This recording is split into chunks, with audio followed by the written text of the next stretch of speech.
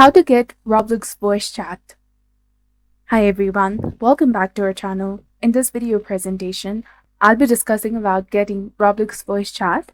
Talking about Roblox voice chat, chat with a voice is a feature that allows people to communicate on Roblox as naturally as they communicate in the physical world. In case if you find this video helpful, do not forget to like, comment, share, and subscribe to our channel for more amazing tips and tutorials. Now let's start the video. So this is how you can enable voice chat in Roblox without an ID.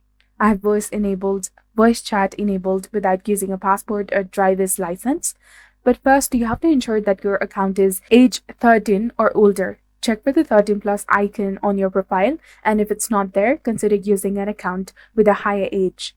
Then click on the settings icon in the upper right hand side of the screen, navigate to the privacy, and scroll down to chat features and turn on the enable chat with the voice. It should be straightforward. So if you encounter any issues, leave a comment below, open a new game in Roblox, and voice chat should be active.